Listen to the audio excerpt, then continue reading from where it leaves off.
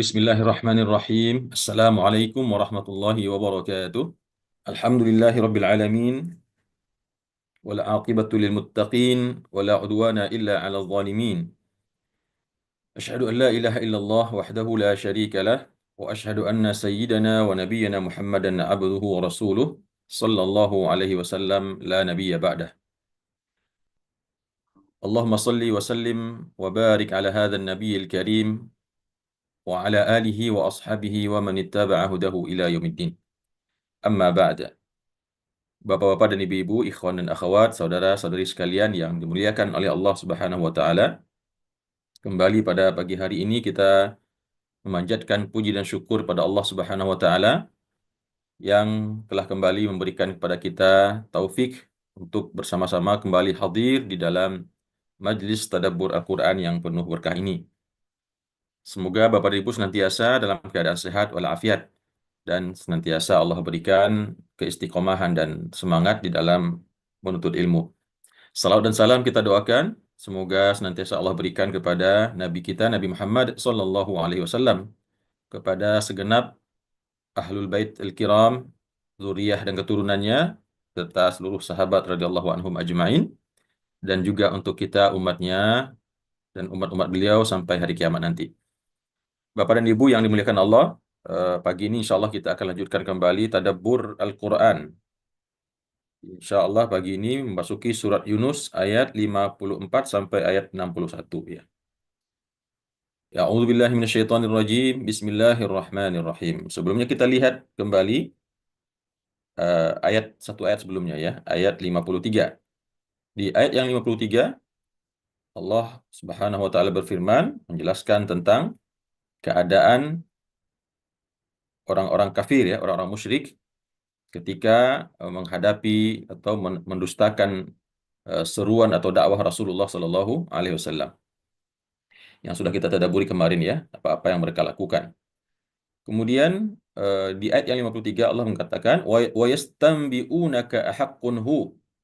Mereka itu orang-orang musyrik itu menanyakan kepada engkau wahai Muhammad, meminta kabar ya, menanyakan gitu ya.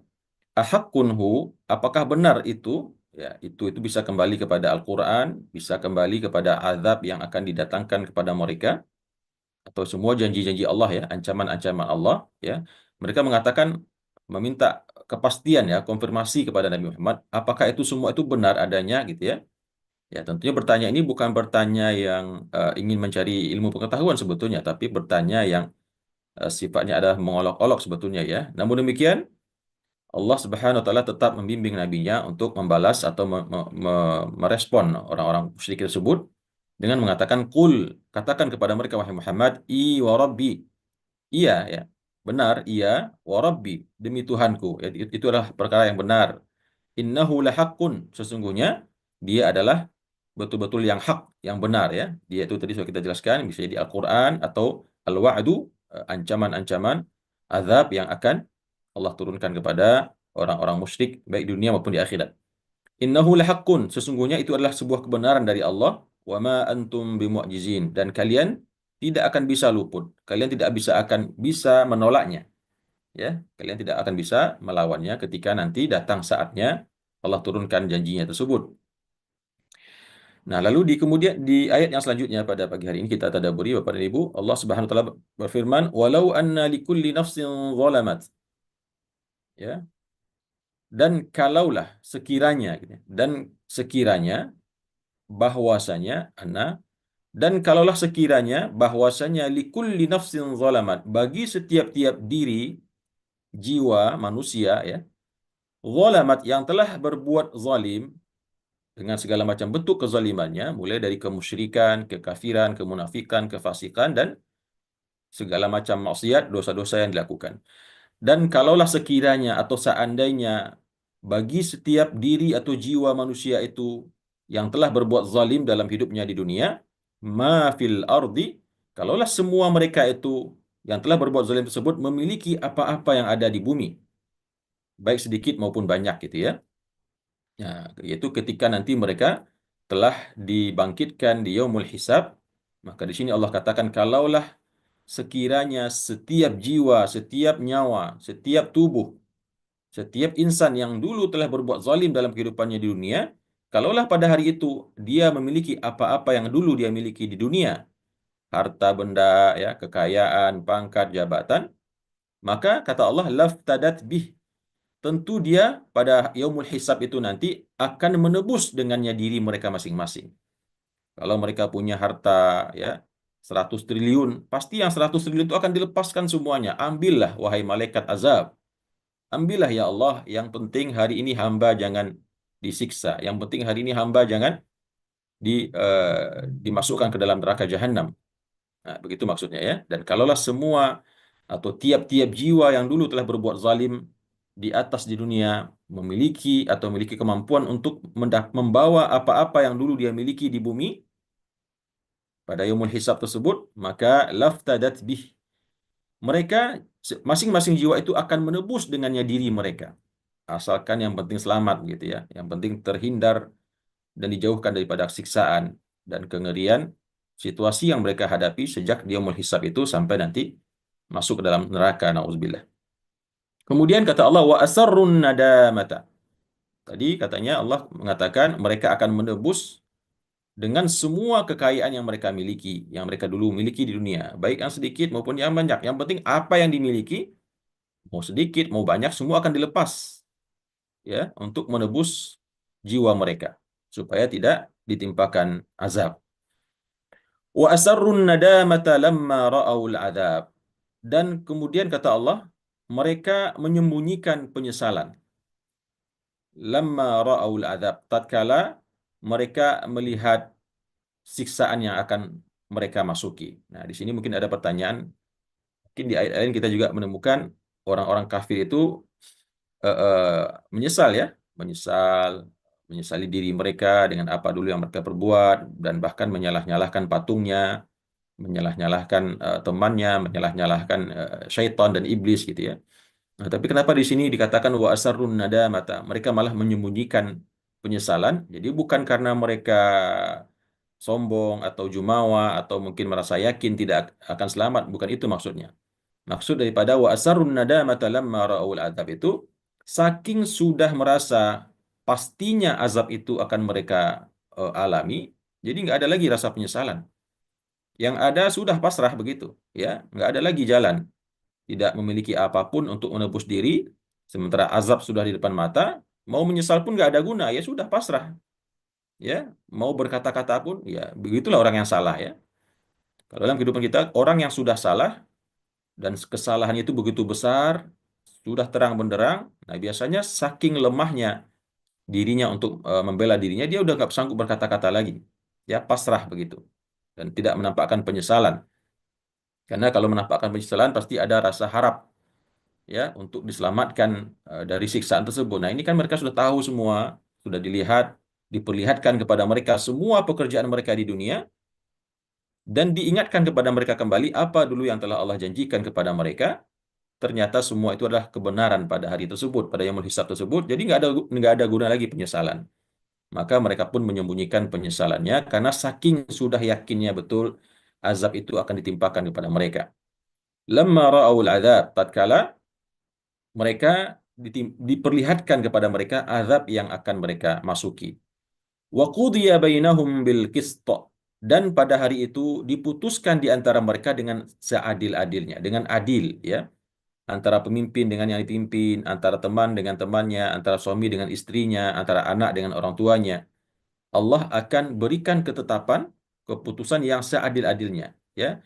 Dan tidak ada wahum la yuzlamun, dan tidak ada sedikit pun mereka itu akan dizalimi atau dianiaya oleh Allah. Tidak mungkin ada azab atau iqab yang akan dilebihkan daripada dosa yang dilakukan. Dan tidak mungkin dosa yang tidak dilakukan akan diberikan iqab.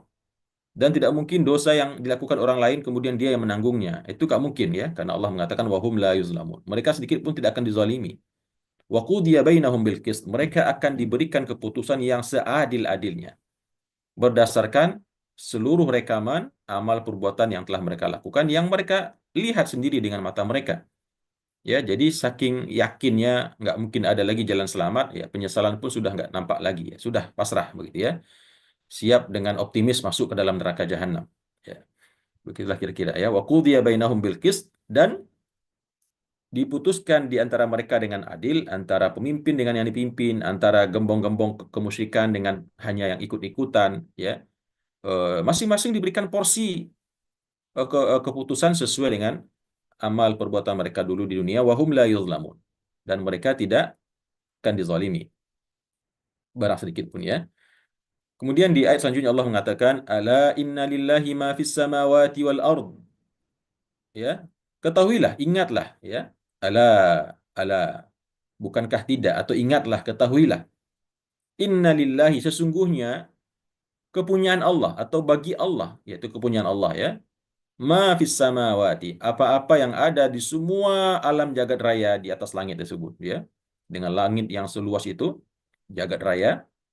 Demikian juga wal ardi, dan semua apa yang ada di bumi dengan segenap lapisannya tersebut, ya. Nah, jadi kalaupun dihubungkan kembali kepada ayat yang di awal tadi, di mana orang-orang musyrik, orang-orang kafir, kalau seandainya mereka memiliki apa yang dulu mereka bawa di dunia, mereka akan tebus dengannya. Nah, di sini Allah jelaskan, ala inna lillahi ma fis samawati wa ma fil wal ard. Nggak mungkin juga itu mereka lakukan, ya. Karena sesungguhnya apapun nanti yang akan mereka bawa, berupa apa-apa yang dulu mereka miliki di dunia, maka sesungguhnya bagi Allah lah kepunyaan apa-apa yang ada di langit dan apa yang ada di bumi tersebut. Nggak mungkin lagi mereka mengambilnya. Itu semua milik Allah, ya. Nah, di sini ayat ini juga memberikan inspirasi kepada kita, ya, yang pernah juga saya sampaikan ketika tadabbur surat At-Taubah, ya. Ketika kita menjelaskan apakah mungkin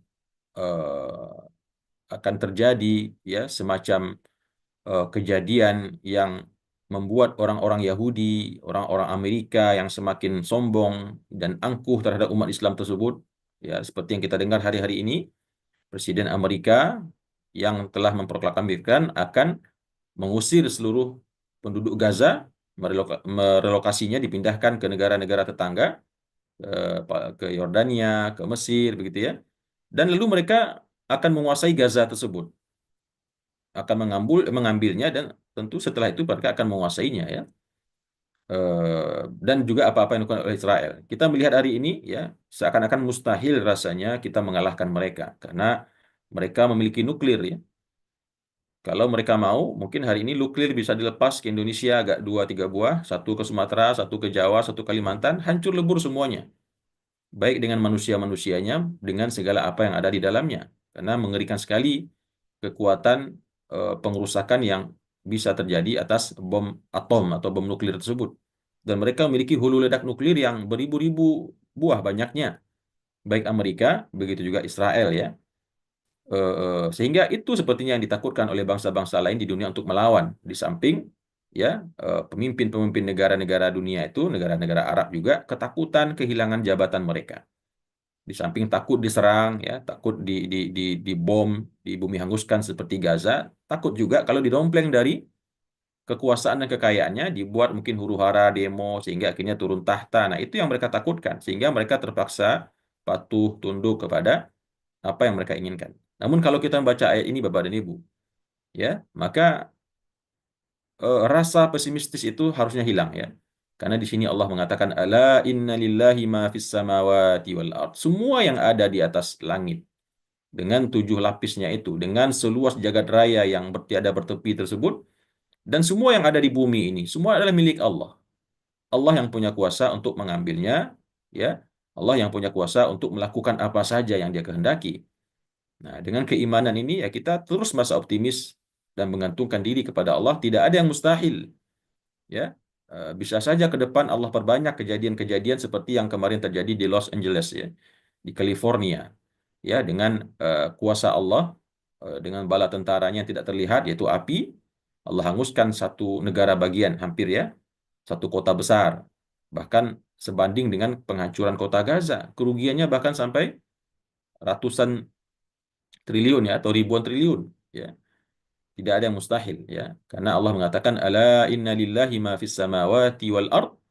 Ketahuilah sesungguhnya Allah lah pemilik semua apa yang ada di langit dan semua apa yang ada di bumi. Ala inna wa'dallahi haq. Ketahuilah, ingatlah sesungguhnya janji Allah itu benar adanya.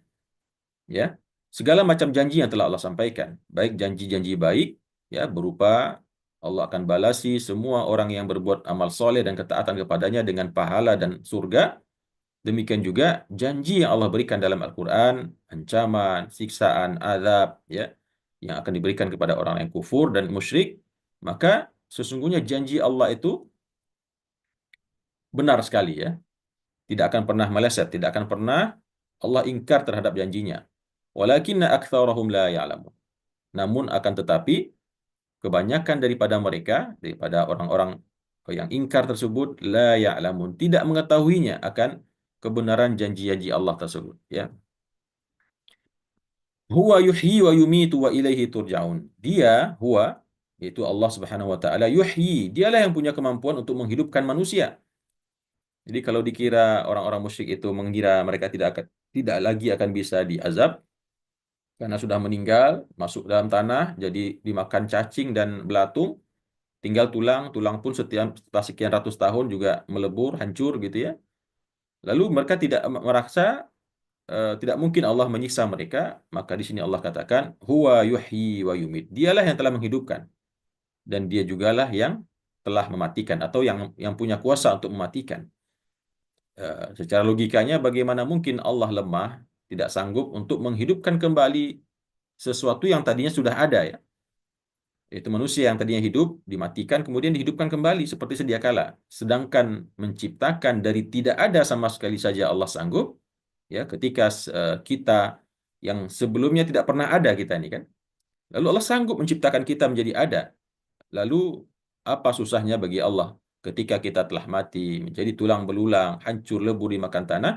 Apa susahnya bagi Allah untuk mengadakan kita kembali? Tentu lebih mudah secara logikanya begitu.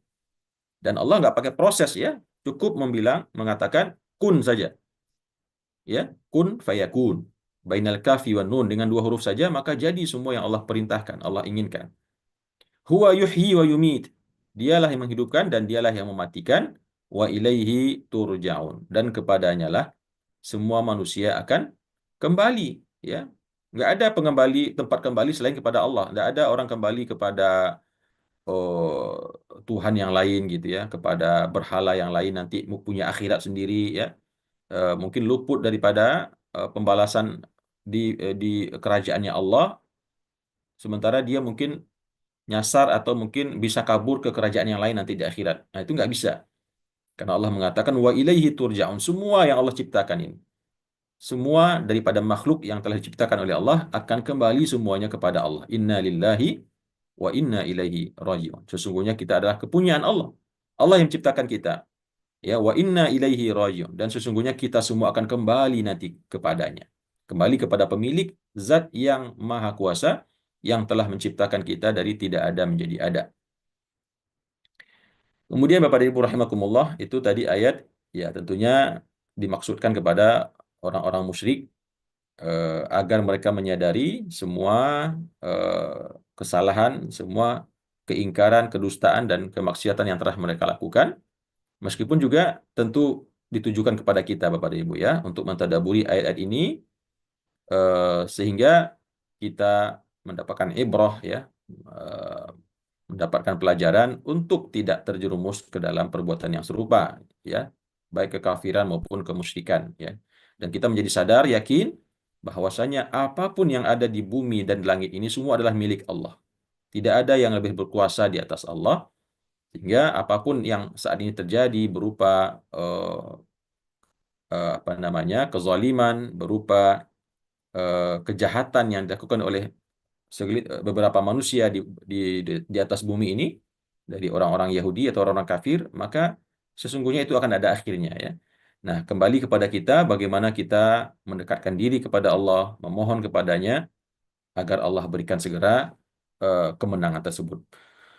Kemudian di ayat yang selanjutnya Allah mengatakan, ya ayuhan nasu, wahai sekalian manusia, ya, wahai sekalian manusia, yaitu manusia yang ada pada zaman Nabi Muhammad SAW, baik orang muslimnya maupun orang musyriknya maupun kafir atau munafiknya, dan seluruh manusia ila yaumil qiyamah, sampai hari kiamat. Kata Allah, ya ayuhan nas, wahai sekalian manusia. qad ja'atkum mau'izatum mir rabbikum. Sungguh atau sesungguhnya ja'atkum telah datang kepada kalian. Apa yang telah datang kepada kalian? Mau'izah, pelajaran, ya, peringatan mir rabbikum dari Tuhan kalian. Jadi telah datang kepada kalian mau'izah, yaitu peringatan-peringatan, wahai manusia, jangan lakukan ini. Kalau kalian lakukan, nanti kalian akan mendapatkan azab, hukuman, ya, siksaan. Telah Allah datangkan itu semuanya melalui wahyu-wahyu Al-Qur'anul Karim. Ayat-ayat Al-Qur'an yang turunkan kepada nabinya.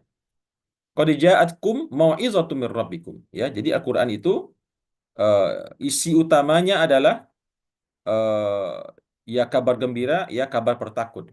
Kabar gembira tentang apa yang Allah siapkan untuk orang-orang yang beramal soleh dan beribadah kepada Allah, dan kabar pertakut, ya, eh, terhadap orang-orang yang melakukan keingkaran, kedustaan dan kemaksiatan kepada Allah Subhanahu wa taala. Jadi ada mau'izah di dalamnya. Ya, pelajaran. Meskipun mau'izah ini sifatnya lebih umum lagi, ya. Dia bisa saja berbentuk peringatan, bisa juga berbentuk cerita-cerita hikmah, petuah-petuah, ya, nasihat-nasihat, tuntunan, ajaran, pedomanlah secara umum yang Allah berikan di dalam ayat-ayat Al-Qur'an. Telah datang kepada kalian mau'izah, sebuah pelajaran, sebuah pengingat, ya, mir rabbikum dari Tuhan kalian, wa syifaa'un lima fis sudur. Demikian juga apa yang Allah datangkan kepada kalian itu, di samping menjadi mau'izah, menjadi pelajaran, pengingat, ya, hikmah, dia juga wa syifaa'un lima fis sudur, menjadi penyembuh lima fis sudur, bagi apa-apa yang ada di dalam dada. Jadi Al-Qur'an itu menjadi penyembuh, syifa. Ya, syifa terhadap apa? Lima fis sudur, terhadap apa-apa yang ada di dalam jiwa berupa penyakit, berupa kemusyrikan, kekafiran, kemunafikan, ya, memperturutkan hawa nafsu, hasad, iri, dengki, dan lain sebagainya. Kalau seandainya Al-Quran itu memang dibaca, dipelajari, ditadaburi, direnungkan, dan kemudian diamalkan. Karena di dalam Al-Quran itu kompleks, terdapat semua solusi, terdapat semua petunjuk, ya, tuntunan atas segala macam penyakit yang terdapat dalam dada atau jiwa manusia. Ya, jadi kita tidak mengatakan dalam hal ini sakit-sakit yang psikis, ya, kanker, tumor, atau jantung, atau apa. Enggak, ya, meskipun itu secara tidak langsung sangat kita yakini ada dampak efek daripada eh, eh, bacaan Al-Quran, ya, ilmu agama yang dimiliki oleh seseorang daripada Al-Quran itu, yang tentunya baik secara langsung maupun tidak langsung akan sangat berpengaruh kepada kesehatan. Ya, sebagai contoh, kalau kita baca Al-Quran, ayat Al-Quran mengatakan, kulu washrabu wala tusrifu. Nah, ini ayat sesungguhnya adalah ayat yang sangat identik dengan petunjuk Al-Quran untuk bagaimana supaya manusia mendapatkan kesehatan yang prima sepanjang hidupnya. Kulu washrabu wala tusrifu. Makanlah, minumlah, silahkan. Enggak, apa namanya? Tidak mesti ada pantangan-pantangan. Ya, nggak usah pantangin makan jengkol, nggak usah pantangin makan pete, durian, ya, jeroan. Makan semua yang halal dan baik, ya. Kulu mimma fil ardi halalan thayyiba. Tapi kata Allah, ingat, wala tusrifu. Jangan berlebihan, ya. Jangan makan jengkol sekarung gitu, ya. Atau makan jeroan satu, apa namanya? Satu eh, satu ember gitu misalnya. Nah, itu namanya berlebih-lebihan. Nah, itulah yang nanti akan mendatangkan penyakit kepada manusia. Dan itu memang yang terjadi, ya. Karena pada dasarnya semua yang Allah berikan kepada kita yang halal dan baik untuk dimakan itu boleh dinikmati. Ya, dinikmati, tapi ingat wala tusrifu. Nah, sehingga Al-Qur'an sebetulnya di dalamnya juga ada pesan-pesan kesehatan yang sangat eksplisit, ya. Nah, di sini Allah katakan wasyifa'ul lima fis sudur, menjadi penyembuh bagi apa-apa yang ada di dalam dada atau jiwa manusia berupa penyakit-penyakit hati, ya, penyakit-penyakit jiwa yang tentunya juga akan sangat berefek kepada kesehatan psikis manusia itu sendiri ketika eh, jiwanya, dadanya, ya, itu telah sehat. Seperti kata hadis Nabi, ala inna fil jasadi mudghah. Ketahuilah sesungguhnya di dalam tubuh fisik manusia itu ada segumpal daging. Fa in salahat salahal jasadu kullu. Kalau yang segumpal daging itu baik, ya, sehat, maka sehatlah semua tubuhnya. Wa in fasadal jasadu kullu. Kalau yang sebongkah itu rusak, maka rusaklah semua tubuhnya. Tubuh sini fisiknya tentunya ya. Ala innahal qalb ya, ala innahal qalb. Ketahuilah kata Nabi sesungguhnya sebongkah yang dimaksud itu adalah al-qalbu, yaitu hati ya. Hati sanubari manusia. Kalau hati itu sehat, ya tidak ada syirik, tidak ada kafir, tidak ada nifak, tidak ada hasad, dengki ya di dalamnya, maka dia akan berefek kepada tubuh. Kalau hati itu baik, hati itu sehat, maka kata Nabi, sholahal jasadu kulluh. Badan pun semua akan sehat, tidak ada stres, ya, tidak ada apa namanya galau, tidak ada apa namanya lagi risau, sedih, ini dan itu dan lain sebagainya yang memang sudah eh, dijelaskan oleh ilmu pengetahuan kesehatan bahwasanya yang paling dominan mendatangkan penyakit dalam tubuh manusia itu adalah faktor jiwa, faktor pikiran, faktor hati ya. Wa hudan wa rahmatul lil mu'minin, dan juga Al-Qur'an itu menjadi petunjuk. Tadi mau'izah sudah menjadi syifa, kemudian yang ketiga menjadi hudan, petunjuk atas yang mana yang halal dan mana yang haram. Ya, kalau nggak ada Quran kita mungkin nggak tahu. Ya, kalau hanya berlandaskan fitrah naluri saja, maka pertama ilmu manusia itu sangat terbatas, akal manusia itu sangat terbatas. Yang kedua ada iblis yang selalu menggoda, yang mengatakan yang halal itu haram, yang haram itu halal. Nah, oleh karena itu Allah turunkan Al-Quran kepada nabinya dan disampaikan kepada kita yang menjadi huda, menjadi petunjuk bagi kita dalam kehidupan kita, mana yang boleh, mana yang tidak boleh, mana yang baik, mana yang buruk ya. Banyak kita dapatkan dalam Al-Quran hukum-hukum yang mungkin tidak akan bisa kita capai dengan pikiran kita sendiri. Ya, kalaulah bukan Allah yang menyebutnya dalam Al-Quran, ini halal, ini haram, riba itu misalkan mudarat, ya mungkin kita hanya melihat yang baik-baik saja begitu ya. Oh, riba bisa menambah kekayaan dan lain sebagainya. Padahal Allah mengatakan riba itu adalah kehancuran. Ya, setelah kita dapatkan wahyu yang mengatakan riba itu adalah kehancuran, baru kita kaji, kita telaah, ternyata benar begitu ya. Riba itu ternyata membawa kepada kehancuran. Nah kan, makanya Al-Quran itu menjadi petunjuk bagi kita. Karena kita nggak sanggup untuk mencari semua yang kita butuhkan dalam kehidupan ini tanpa adanya tuntunan dari Allah Subhanahu wa taala melalui Alkitab atau Al-Qur'an yang menjadi huda tersebut. Kemudian warahmatun lil mu'minin. Quran itu juga menjadi rahmat. Jadi mau'izah, syifa, hudan dan rahmah. Menjadi rahmat bagi orang-orang mukmin, ya. Nah, di sini banyak takwilnya Bapak Ibu rahmat ini. Rahmat ini kan salah satu kata dalam bahasa Arab yang memiliki makna yang sangat luas, yang mencakup segala macam bentuk kebaikan, nikmat, ya, karunia yang diinginkan oleh manusia. Nah, itu adalah rahmat namanya.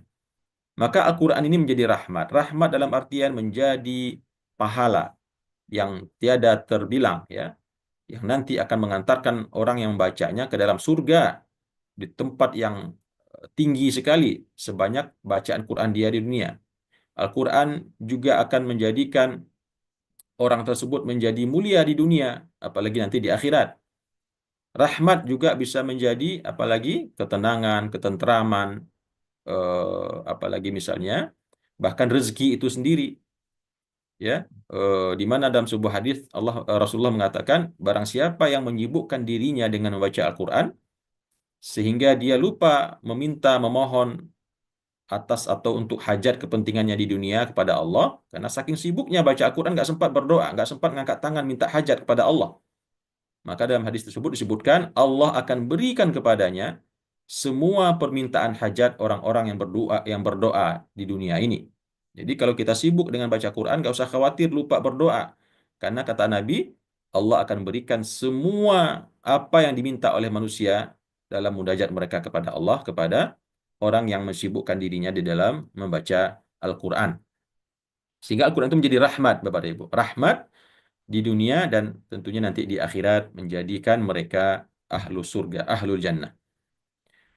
Kemudian di ayat selanjutnya Allah mengatakan, Qul bifadlillah, katakan kepada mereka wahai Muhammad, bifadlillahi wa birahmatihi fabidzalika falyafrahu. Katakan kepada mereka wahai Muhammad, bifadlillah wa birahmatihi, dengan karunia Allah dan dengan rahmatnya, fabidzalika falyafrahu, dengan yang demikian itu hendaklah mereka bergembira.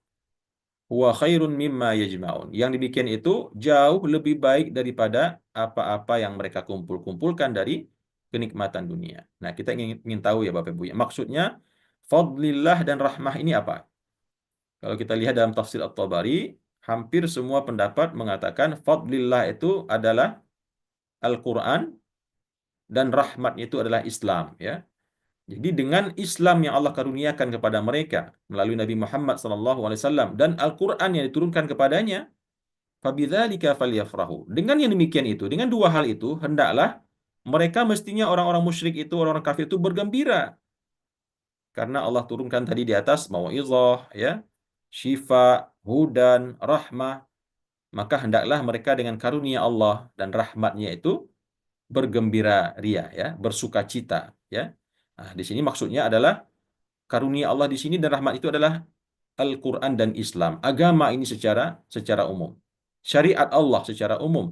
Al-Quran, Alkitab, wahyu, sunnah-sunnah Rasulullah Sallallahu Alaihi Wasallam. Huwa khairun mimma yajmaun. Yang demikian itu, fadlullah dan rahmatnya itu, yaitu syariat Islam, ya, Alkitab, Al-Quran, yang demikian itu lebih baik daripada apa-apa yang mereka kumpulkan. Lebih baik daripada emas, lebih baik daripada intan, lebih baik daripada dolar, rial, euro, apapun yang mereka kumpulkan ya dari kekayaan dunia, maka syariat Islam itu kalau mereka kerjakan, Al-Quran itu kalau mereka baca dan tadaburi dan amalkan, ya, semua yang Allah perintahkan kepada mereka mereka dirikan, maka hendaklah dengan demikian itu mereka bergembira, lebih baik itu semua daripada apa yang mereka lakukan. Jadi intinya Bapak Ibu, kalau seseorang mendapatkan dirinya telah menjadi seorang muslim, mukmin yang baik, mukmin yang taat, melaksanakan sholat tertib, ya, berjamaah bagi yang laki-laki terutama, rajin membaca Al-Quran,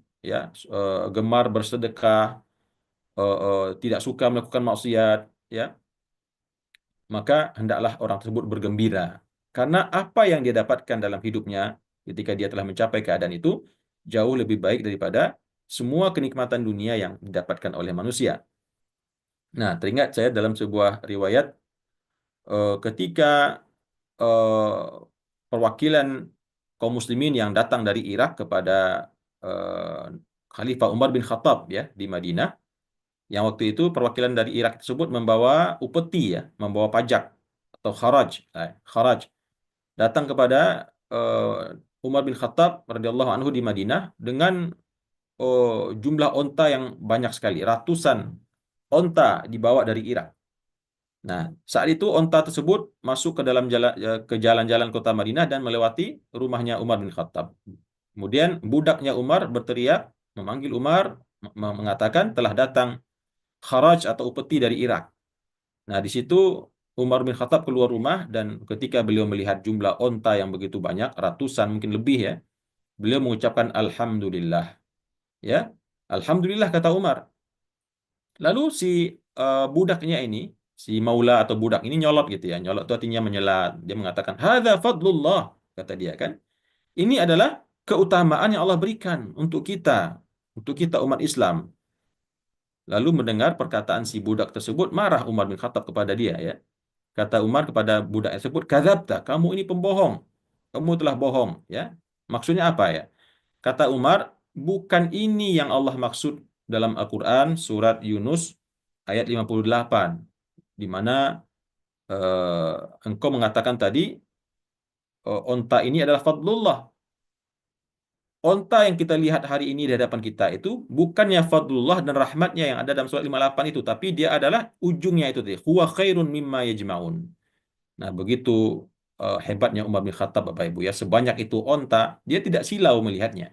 Dia teringat ayat yang dimaksud oleh semula itu, dia luruskan pemahamannya, kata Umar bin Khattab, yang kamu lihat di hadapan kamu ini bukanlah fadlullahi wa rahmatih, tapi justru sebaliknya yang khairun mimma yajma'un itu. Ya, jadi apapun banyaknya onta hari ini, itu tidak lebih baik dibanding syariat Islam, Al-Quran, sunnah-sunnah Nabi yang kita hidupkan. Dan hendaklah dengan itu kita bergembira. Ya, bukan dengan banyaknya melihat onta yang banyak ini. Begitulah kira-kira maksudnya Umar. Karena onta yang sebanyak ini kita lihat, meskipun itu adalah karunia Allah, tapi sesungguhnya dia masuk ke dalam bab khairun mimma yajma'un itu tadi. Apa-apa yang dikumpulkan oleh manusia berupa kekayaan dunia. Nah, begitu pemahaman Umar bin Khattab yang luar biasa Bapak Ibu ya, melihat onta sebanyak itu pun beliau nggak silau ya. Beliau mengatakan itu masuk dalam bab mimma yajma'un itu tadi. Apa-apa yang mereka kumpulkan di dunia. Sedangkan fadlullah wa rahmati itu bukan onta ini, tapi dia adalah syariat Islam ya, wahyu Allah berupa Al-Qur'an dan rahmat diberikannya Nabi Muhammad kepada mereka. Maka untuk itulah kita bergembira. Makanya sebagian ulama mengatakan ayat ini menjadi landasan dalil bolehnya kita bergembira atau bahkan di syariatnya kita bergembira ketika datang syariat-syariat Allah, termasuk kedatangan bulan Ramadan. Kalau ada hadis selama ini kita dengar man fariha bidukhuli Ramadan dakhalal jannah. Barang siapa yang bergembira dengan datangnya Ramadan masuk surga. Ya. Hadis ini adalah hadis dhaif ya. Tidak bisa kita jadikan dalil. Meskipun secara maknanya kalau kita hubungkan dengan ini kan boleh saja ya. Dan bahkan mendapatkan pahala ya. Orang yang bergembira akan datangnya bulan Ramadan, maka dia berarti menandakan dia seorang yang beriman kepada Allah. Tapi tidak bisa kita jadikan patokan hadis tadi pasti masuk surga, nggak bisa. Hanya gembira aja udah masuk surga, itu kan nggak mungkin ya. Dia di samping bergembira tentu harus nanti di Ramadan itu memanfaatkan bulan tersebut dengan sebaik-baiknya baru masuk surga gitu. Tapi kalau cuma gembira saja, habis itu bulan puasa datang nggak puasa, nggak tarawih, nggak qiyam, nggak baca Quran, ya bagaimana bisa cuma sekedar gembira saja bisa memasukkan orang dalam surga ya. Baik, kepada ibu yang dirahmati Allah ya karena cukup panjang tadi penjelasan saya di awal ya, kita baru separuh ya. Baik, saya percepat karena waktu sudah 6:34 ya. Qul ara'aitum ma anzalallahu lakum min rizkin. Katakan kepada mereka wahai Muhammad, ara'aitum ma anzalallahu min rizkin, ya. Apakah kalian melihat, apakah kalian memandang atau memikirkan apa-apa yang telah Allah turunkan kepada kalian dari rezeki, faja'altum minhu haraman. Lalu kalian jadikan dari rezeki yang Allah berikan tersebut haraman wa halalan. Ini haram, ini halal. Ya, seenak perut mereka ya. Mereka haramkan yang halal, mereka halalkan yang haram. Kan begitu. Yang sudah kita tadaburi di surat-surat sebelumnya ya. Mereka mengharamkan onta yang sudah melahirkan sekian kali ya. Mereka mengharamkan makanan misalkan sesajian yang sudah dipersembahkan kepada Tuhan berhalanya. Yang haram malah dihalalkan ya, menghalalkan riba, mengharamkan zina dan lain sebagainya, yang halal malah diharamkan. Maka kata kata Allah, katakan kepada mereka wahai Muhammad, apakah kalian tidak menyadari ya bahwasanya apa-apa yang telah Allah turunkan kepada kalian dari rezekinya, lalu kalian jadikan di antara rezeki tersebut yang ini haram, yang ini halal menurut hawa nafsu kalian. Maka qul Allahu adina lakum. Katakan kepada mereka wahai Muhammad, Allahu. Jadi cara bacanya dipanjangkan ya Bapak Ibu ya. Allahu mad lazim mutsaqal kalimi ya. Panjangnya 6 harakat. Allahu yang berasal daripada Allahu ya. Apakah Allah? Apakah Allah yang telah mengizinkan kepada kalian untuk mengatakan ini halal, ini haram ya, menurut hawa nafsu kalian tersebut? Am 'alallahi taftarun? Atau justru kalian hanya mengada-ngada atas nama Allah? Itu pertanyaannya. Apakah Allah yang izinin kalian mengatakan ini haram, ini halal, ya? Apakah Allah yang mengizinkan itu semua? Atau jangan-jangan kalian hanya mengada-ngada atas nama Allah Subhanahu wa taala? Wa ma dhannu alladhina yaftaruna 'ala Allahi al-kadhib. Lalu di sini Allah menjelaskan ada semacam pertanyaan, wa ma dhannu alladhina yaftaruna 'ala Allahi al-kadhib, ya?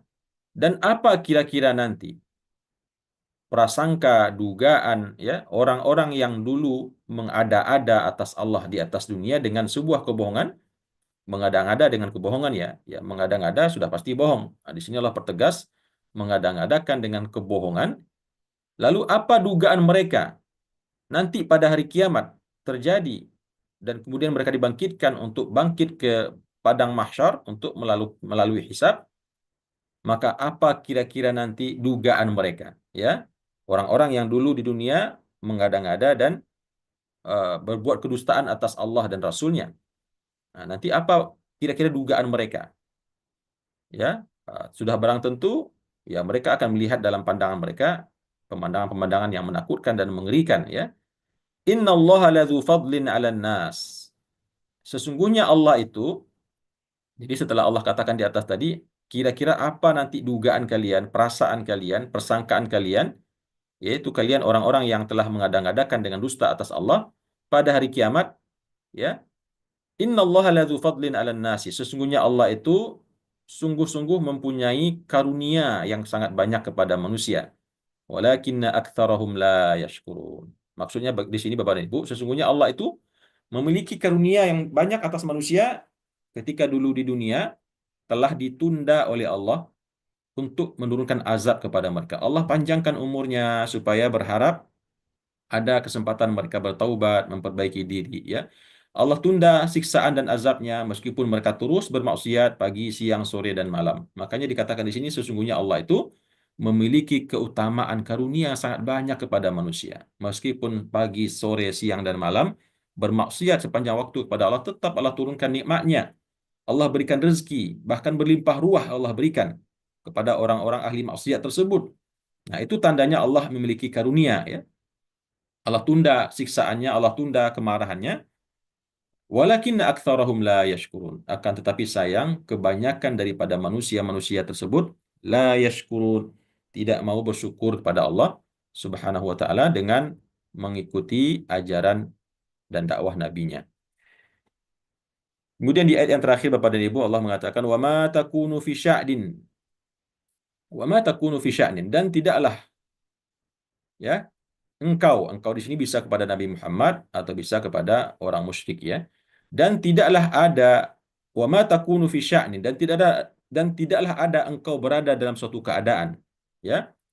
Wa ma tatlu minhu, dan tidaklah engkau membaca sebagian atau beberapa bagian daripadanya, yaitu min Qur'anin, daripada Al-Qur'an.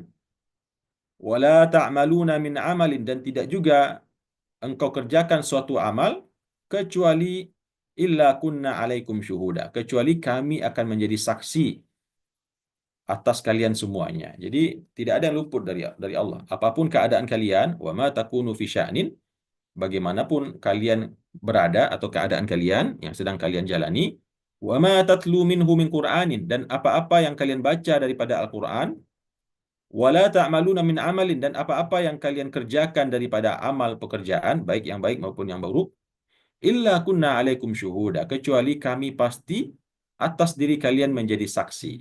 Ada catatannya semuanya, ada rekamannya, ya. Idh tufiduna fih, yaitu tatkala kalian melakukan semua hal tersebut. Wa ma ya'zubu an rabbika min mithqali dzarrah, dan tidak ada yang luput dari Tuhan engkau, ya, min mithqali dzarrah, dari sebesar biji atom pun, sebesar dzarrah pun, sebesar bayam pun, atau sebesar semut kecil pun, atau tungau, gitu, ya. Mungkin Bapak Ibu pernah melihat tungau kecil sekali. Nah, lebih kecil lagi dari itu, ya. Itu tidak akan pernah luput dari Allah. Fil ardi wala fis sama, baik dia itu ada di langit maupun dia ada di bumi, ya, atau di bumi maupun di langit. Wala asghara min dzalika, dan bahkan tidak ada lagi yang lebih kecil dari itu, ya, lebih kecil lagi dari atom. Apa yang lebih kecil dari atom? Wallahu a'lam, ya. Saya tidak menguasai ilmu eksak di bidang ini, ya. Berarti di sini ada yang lebih kecil lagi dari atom. Yang dulu kita tahu molekul paling kecil itu atom. Berarti ada lagi yang lebih kecil, ya. Wala asghara min dzalik, dan tidak ada perkara yang lebih kecil lagi dari sebuah atom. Atom itu hampir tidak terlihat. Kalau debu masih kelihatan berterbangan, ya. Debu ketika ada sinar matahari nampak berterbangan di sinarnya itu, kan. Nah, itu aja sudah kecil, ya. Begitu dia hinggap nggak terlihat. Nah, kalau atom lebih kecil lagi, bahkan di sini Allah katakan wala asghara min dzalik, dan bahkan tidak ada perkara, sesuatu objek yang lebih kecil daripada atom tersebut, wala akbar, atau sesuatu yang lebih besar, illa fi kitabim mubin, kecuali semua telah termaktub dalam kitab takdirnya Allah Subhanahu wa taala. Enggak ada yang luput dalam pengetahuan Allah sedikit pun, ya. Telah ada dalam catatan kita semua. Kemudian Bapak dan Ibu rahimakumullah, ya, sudah selesai ternyata, ya. Ya, sudah selesai. Jadi Bapak dan Ibu rahimakumullah, ayat-ayat yang tadi kita tadaburi masih memperkuat Rasulullah SAW yang diberikan oleh Allah Subhanahu Wa Taala berupa ayat-ayat yang untuk berdialog atau berhujah dengan orang-orang musyrik tersebut. Barangkali itu yang bisa saya sampaikan Bapak dan Ibu dari tadabbur kita pada pagi hari ini. Mudah-mudahan ada manfaatnya dan ada hikmah, ibrah dan mauizah yang kita bisa dapatkan. Dan terima kasih atas perhatian dan kehadiran Bapak dan Ibu, dan mohon maaf atas kekurangan dan salah khilaf ucapan dan perkataan saya. Aku qauli hadza wa astaghfirullah li wa lakum. Wassalamualaikum warahmatullahi wabarakatuh.